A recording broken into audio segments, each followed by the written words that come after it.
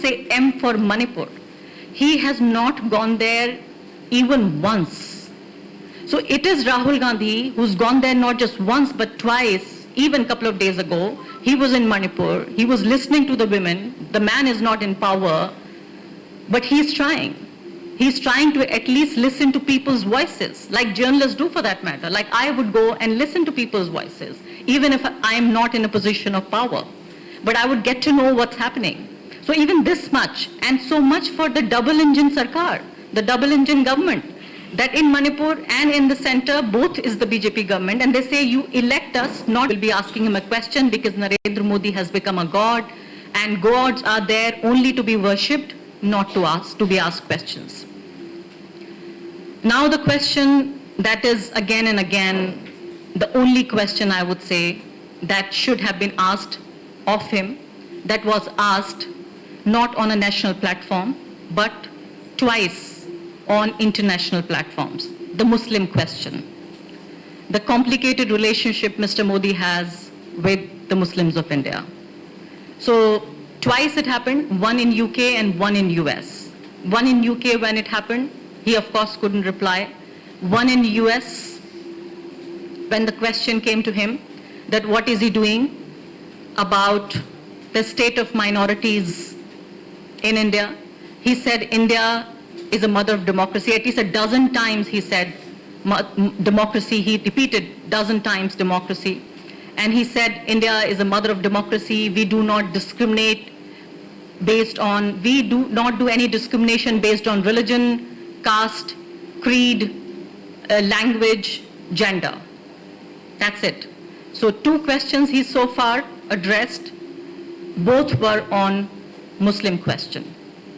But if you look at India right now and where we are, the state of minorities, I would say the ugly reality of 2024 is that minorities are under relentless attack. And when media and people use terms like communal violence, I don't agree with that. This is not communal violence. Communal violence happens when there are two equal parties colliding with each other because they don't like each other. And they use violence as a means to show their hatred. What's happening in India right now is nothing less than state persecution of Indian Muslims.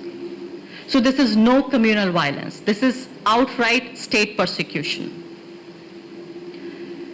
Bulldozer Raj, why I say it's state persecution. Only 2 days ago in Madhya Pradesh, in the city of Ujjain, 150 days ago, there was a religious procession going on. It was passing through a Muslim locality.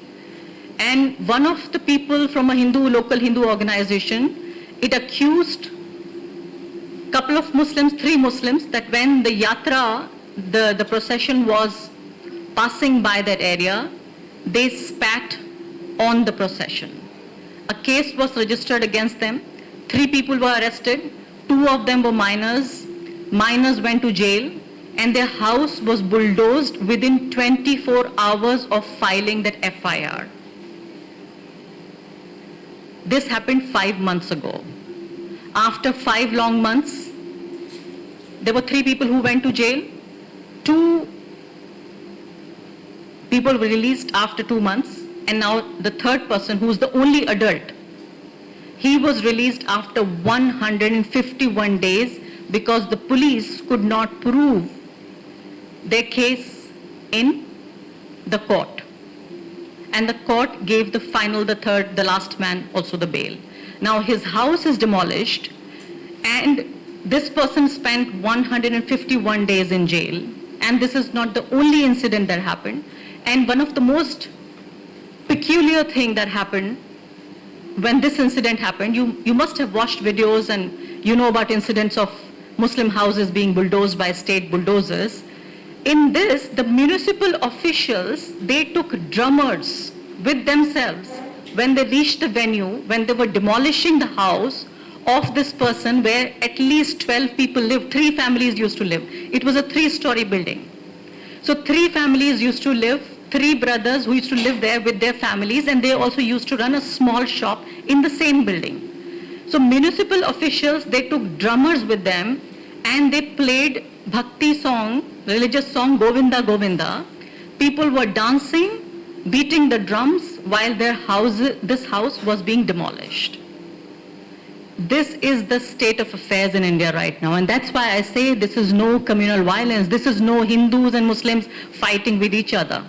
This is the state with its full official government machinery attacking the Muslims.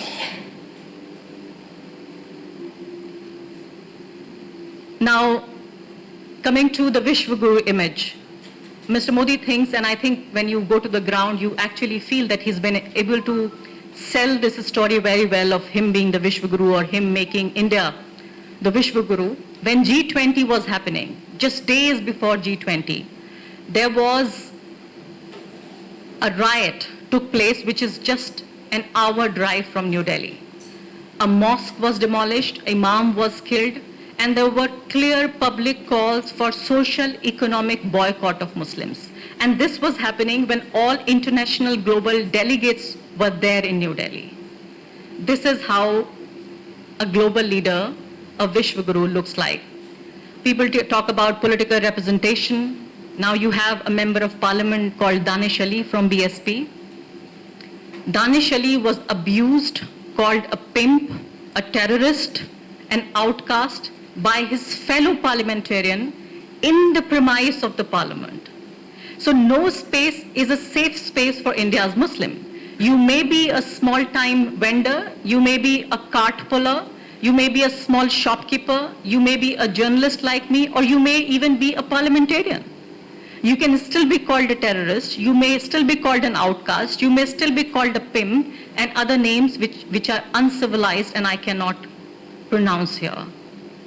So nobody is safe if you belong to a particular identity, and no place is a safe place for India's Muslim. To give you a small example, someone like me with the public identity, I cannot go to a public park.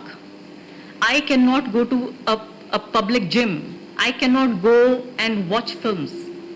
I cannot announce, if I was coming to Kerala, I did announce this on my social media because I feel it's in a way a safe space for me, or maybe I would like to think. So I announced that I was coming to Kerala. But mostly, I am not confident that I can say this on social media. I don't know who is there sitting, in the crowd who hates me for asking for accountability from the government. Or people like me are also branded as enemies of the state, enemies of India, enemies also of the Hindus. So it's very difficult. So that's why I'm saying it's difficult for someone like me to go and, let's say, watch a film like Kashmir Files or the Kerala Story. So it's not just the television where you see day in and day out Muslims being demonized, Muslims being projected as the enemies, as the other, but even in popular cinema, you have films, utterly Islamophobic films like the Kashmir Files, you have the Kerala Story, where they have been exempted from tax. Government offices have given them leave to watch films, these particular two films, and I cannot go with my face and with my identity, having this public profile, to watch a film like Kashmir Files or Kerala Story. Because I know very well the kind of people who would be interested in watching those films. And this is not just about me. I am not a visible Muslim. I may be a person with a public profile, but I am not a visible Muslim. Just think about people who have beard and skull cap, women who wear hijab. You don't really have to even ask them what their identity is. And imagine the kind of people who, after watching Kashmir Files and after watching the Kerala Story, their thoughts about their Muslim neighbors or the people who are watching films with them. So one space after the other, they are turning every single space into an unsafe space for India's Muslims.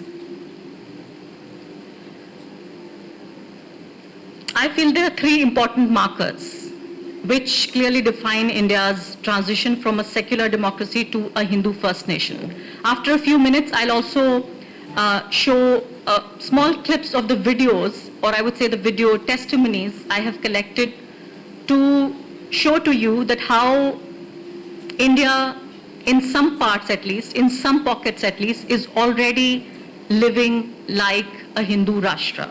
It's already experiencing a Hindu Rashtra. So you don't have to really do the hard work of making changes in the constitution or declare one fine day at 8 p.m. in the night that, okay, me, XYZ, declaring India from tomorrow onwards become a Hindu Rashtra. So in just a couple of minutes, I'll show you a few videos which I hope will convince you that in some parts, some pockets of India at least, people are experiencing what a Hindu Rashtra would be like. So 3 important markers in my view, which are defining India's transition from a secular liberal democracy to an illiberal Hindutva state or a Hindu first nation. One is Citizenship Amendment Act. Second is reading down of Article 370 from Jammu and Kashmir. And third is Temple in Ayodhya. These 3 things I feel have changed country to and brought country to a point where I don't think there is any way that we feel it can be reversed or it can go back to where we started from. I'm not asking you to get disappointed, but I'm saying there is so much damage that has been done to India that's very difficult. A couple of incidents you must have heard about. One student in Muzaffarnagar in Uttar Pradesh, where the teacher identified a Muslim student who was barely 7 or 8, and she asked his fellow classmates to slap him, take turns and slap him one after the other. And she made sure that they were slapping him because of who he was. And later she said she wanted to punish him for not finishing his homework or something like that. But then she made sure that, so basically Hindu children are being radicalized, are being trained from the age of 6, 7 and 8 to hate fellow Muslims. When they grow up, when you train them at the age of 7, 8 and 9, that these are the people who should be target of your hate, and these are the people who are the other, who are the enemies. So they are being radicalized to a point. So it's not just, the victims are not just the Muslims. I would say equal victims are also those innocent Hindu children or children from other identities who are being trained and raised to hate the other communities, to hate their fellow classmates. Now imagine the state of mind they will live in. Do you think they will grow up to be good human beings? They will grow up to be kind, compassionate, intelligent human beings when they are being instilled with so much of hate and division and kind of discriminatory practices that they witness at such a young age. And second incident I'll tell you why I'm saying now is that you do not really need an RSS or a VHP or a Bajrang Dal to come after people of a certain identity. Now there is this Railway Protection Force constable who killed 3 Muslims in a train. And he killed them because they were Muslims, not because he had any conflict with them or he did not know who they were. He literally went to many compartments to look for people who looked like Muslims. He identified them. He went to 3 bogies at least and identified them and killed them. So people who are supposed to protect you are so full of hatred that they are killing you. Teachers who are supposed to teach you, they're so full of hate that they are training you, raising you, teaching you not to be good human beings, but to be hateful, bigoted individuals who will grow up and become part of this whole poisonous society. So these 2 incidents, I feel, they symbolize the culmination of 10 years of the politics of hatred, division, and what Hindutva has done to India. Now my last point, and I want to focus on press freedom. When it comes to press freedom, it's just been a day. There was a Twitter handle called Hindutva Watch. Hindutva Watch has been withheld on the instructions of Government of India. And this Twitter handle was documenting the cases of communal violence and discrimination. The handle owner has not been given any clarification, any chance to put forward his point of view, any reasons why his handle has been withheld. So this is the kind of police state that we are living in. I feel Narendra Modi's rule in India has been a story of capture, control and throttling of the media. You know, they have been using police cases on people like me, on organizations, The Wire. They have literally completely destroyed a news organization called the News Click. They've filed anti-terror cases on journalists working with News Click. You know a gentleman called Siddiq Kappan, your very own from Kerala, who had to spend more than 2 years in jail for a story he never wrote, for assignment he could never cover. So counterterrorism laws are being applied on journalists. Financial regulations being used to intimidate journalists. And so when Muslims are facing this whole, open state persecution and Hindu supremacists are tearing India apart, judiciary, you feel, will come to your rescue, but it's become a mute spectator. And this whole subjugation institutions of surrender of majority of the mainstream media has ensured that there is little resistance to Modi's authoritarian actions. So I feel the new foot soldiers are not the members of the BJP or the RSS or the VHP or many other organizations. I don't know, some of them are also active in Kerala. The new and the most effective foot soldiers of Hindutva are the mainstream Hindi journalists. They are the ones who are actively working to build a Hindu Rashtra. So on one hand, you have journalists who are facing financial restrictions, who are facing counter-terrorism cases on them, who are facing jail term, threats of rape and